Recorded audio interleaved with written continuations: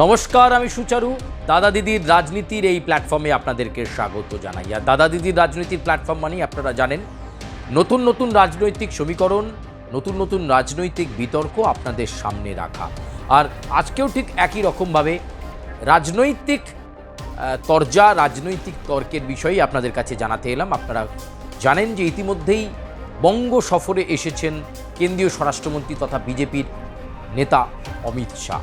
শুধু বঙ্গ সফর বললে ভুল হবে, একেবারে কলকাতায় রয়েছেন তিনি এবং প্রথমেই তার এই সফরে শুরু করলেন সাংবাদিক বৈঠক দিয়ে। আর সেই সাংবাদিক বৈঠক থেকে একটার পর একটা চ্যালেঞ্জ ছুড়ে দিলেন রাজ্যের মুখ্যমন্ত্রী মমতা বন্দ্যোপাধ্যায়ের দিকে। প্রথমেই সাংবাদিক বৈঠকের শুরুতেই অমিত শাহের যে চ্যালেঞ্জ, সেই চ্যালেঞ্জের দিকে আমরা নজর রাখব।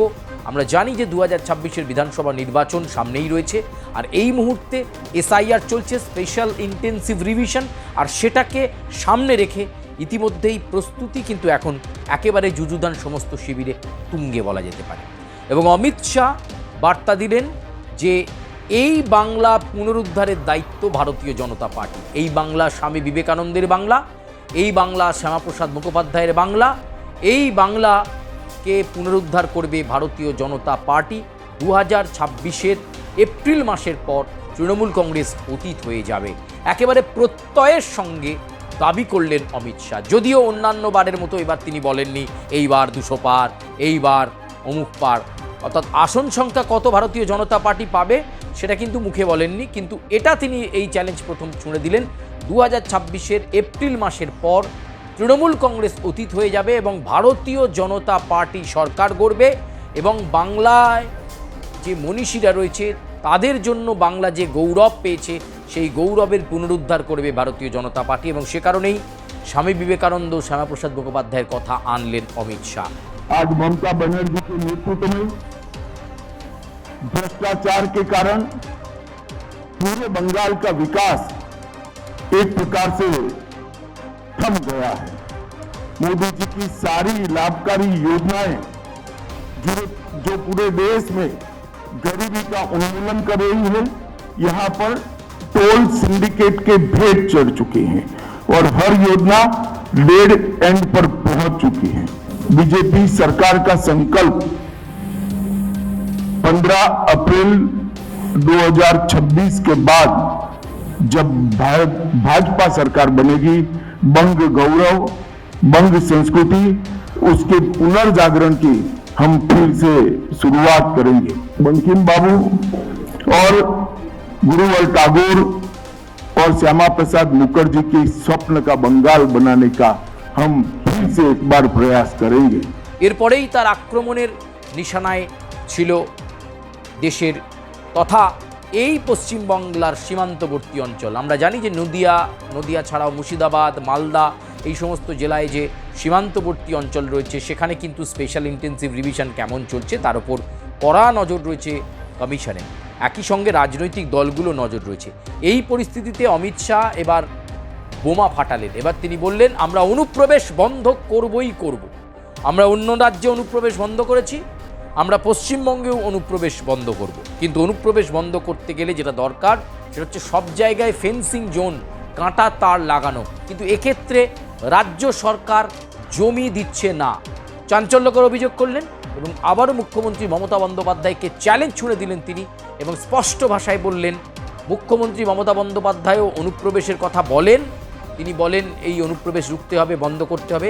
আসলে ওনার সদিচ্ছার অভাব রয়েছে, কারণ এই পশ্চিমবঙ্গ সরকার, এই রাজ্য সরকার জমি দিচ্ছে না, উল্টে বর্ডার সিকিউরিটি ফোর্স বিএসএফকে বারবার কাঠগোড়ায় দাঁড় করান মুখ্যমন্ত্রী মমতা বন্দ্যোপাধ্যায়। আসলে সকলের সামনে মিথ্যাচারণ করছেন তিনি, এমনই চ্যালেঞ্জ ছুঁড়ে দিলেন অমিত শাহ এবং আঘাত করলেন, সরাসরি আক্রমণ করলেন মুখ্যমন্ত্রী মমতা বন্দ্যোপাধ্যায়কে যে দেশের সীমান্তবর্তী অঞ্চলগুলোতে কাঁটা তার লাগানোর জন্য যে জায়গা দেওয়া দরকার সেই ল্যান্ড, সেই জমি দিচ্ছে না রাজ্য সরকার। बीएसएफ जब तक फेंसिंग नहीं होती है तब तक बीएसएफ सुरक्षा नहीं कर सकती है। बीएसएफ को भूमि देनी पड़ेगी फेंसिंग के लिए भारत सरकार को। मेरे स्तर पर मैंने 7 पत्र लिखे ममता बनर्जी को। ये 6 साल के अंदर 3 बार गृह सचिव यहां आकर मीटिंग कर गए चीफ सेक्रेटरी से। मैं पूछना चाहता हूं तृणमूल कांग्रेस की सरकार को जमीन देने में क्या डर है कि आपकी कोई रिस्पॉन्सिबिलिटी नहीं है, या आप घुसपैठ होने देना चाहते हो? और फिर भी नदी नाले जंगल कहीं से कोई घुसपैठिया आ जाता है, कहां आता है? सबसे पहले गांव के थाने और पटवारी के बगैर कोई रह सकता है? इसके डॉक्यूमेंट कौन बना रहा है? बंगाल सरकार बना रही है। देश भर से जो घुसपैठिए पकड़े जा रहे हैं, इनके पास से बंगाल के डॉक्यूमेंट, फर्जी डॉक्यूमेंट पकड़े जाते हैं।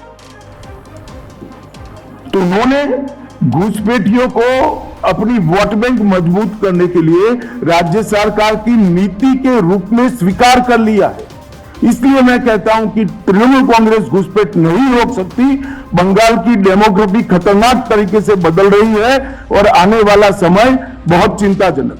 এরপরের যে বিষয়টায় তিনি এলেন সেখানে তিনি বললেন যে আমরা দেখেছিলাম সিএ এর সময় নাগরিকত্ব করতে দেবো না বলে মমতা বন্দ্যোপাধ্যায় খেপিয়ে তুলেছিলেন একদল মানুষকে, এবারেও তাই এসআইআর নিয়ে খেপিয়ে তুলছেন তিনি, স্পেশাল ইন্টেন্সিভ রিভিশন নিয়ে খেপিয়ে তুলছেন বাংলার মানুষকে। কিন্তু জেনে রাখুন, এসআইআর দেশের জন্য দরকার ছিল, এসআইআর হচ্ছে, এসআইআর হবে এবং সেটা সুষ্ঠু অবাধ হবে। কার্যত এ বিষয়েও চ্যালেঞ্জ ছুড়ে দিলেন অমিত শাহ। এর সাথে সাথে অমিত শাহ বললেন যে বাংলায় বিজেপি সরকার গড়বে, দুর্নীতির বিরুদ্ধে লড়াই হবে, এই দুর্নীতি তাদের কাছে বড় হাতিয়ার। আর সেই সঙ্গে এই যে বাংলার বঞ্চনাকে কথায় কথায় মুখ্যমন্ত্রী মমতা বন্দ্যোপাধ্যায় রাখেন, বাংলায় কোনো বঞ্চনা করা হয়নি, কেন্দ্রীয় সরকার তার সব ধরনের সহযোগিতা বাংলাকে দেওয়ার চেষ্টা করে, কিন্তু এক্ষেত্রে বাংলায় নোংরা রাজনীতি হয় বলে মন্তব্য করলেন অমিত শাহ। একটার পর একটা চ্যালেঞ্জ তিনি ছুঁড়ে দিলেন এবং সাংবাদিক বৈঠকে তিনি একটার পর একটা বোমা ফাটালেন, কথা বলা যেতে পারে। অত্যন্ত তাৎপর্যপূর্ণ এমন সময় তিনি এসেছেন। বঙ্গ বিজেপি কতটা প্রস্তুত রয়েছে, কারণ বর্ধিত রাজ্য কমিটির সঙ্গে তার বৈঠক অত্যন্ত গুরুত্বপূর্ণ। 40% বুথে এখনও বিজেপির কমিটি গড়া যায়নি, তাহলে বিজেপি বিধানসভা নির্বাচন লড়বে কী করে, এই বিষয়টাও যেমন থাকছে। কিন্তু এরই মাঝে সরাসরি আক্রমণের নিশানায় লাগাতার মুখ্যমন্ত্রী মমতা বন্দ্যোপাধ্যায়কে রেখে গেলেন অমিত শাহ এবং তার আগাগোড়া আক্রমণের নিশানায় রাজ্যের মুখ্যমন্ত্রী মমতা বন্দ্যোপাধ্যায়। সেটা এসআইআর হোক, সেটা নাগরিকত্ব হোক, সেটা সীমান্তবর্তী অঞ্চলে জমি বিতর্ক হোক, অথবা আর অন্য কোনো বিষয়, একাধিক বিষয়ে প্রশ্নবাণে জর্জরিত করলেন অমিত শাহ। ফলে সব মিলিয়ে বাংলা সফরে এসে সরাসরি মুখ্যমন্ত্রী মমতা বন্দ্যোপাধ্যায়কে আক্রমণ করে তার সফরসূচির কাজ শুরু করলেন। এরপরে কিন্তু বেশ কয়েকটা দফা, 2 দফায় বা 3 দফায় 2 দিন ধরে বৈঠক করবেন। এমনকি যেটা আমরা জানতে পাচ্ছি, রাষ্ট্রীয় স্বয়ংসেবক সংঘ আরএসএসের সঙ্গে সমন্বয় বৈঠক করবেন অমিত শাহ। দক্ষিণবঙ্গের যারা প্রান্ত প্রচারক রয়েছেন তাদের সঙ্গে মিট করবেন অমিত শাহ আগামীকাল। ফলে অত্যন্ত গুরুত্বপূর্ণ, তাৎপর্যপূর্ণ অমিত শাহের এই সফর। কিন্তু তার আগে, সবার আগে তিনি মুখ্যমন্ত্রী মমতা বন্দ্যোপাধ্যায়কে প্রশ্নবাণে একটার পর একটা প্রশ্ন করে জর্জরিত করলেন এবং চ্যালেঞ্জ ছুঁড়ে দিলেন মুখ্যমন্ত্রী মমতা বন্দ্যোপাধ্যায়ের দিকে।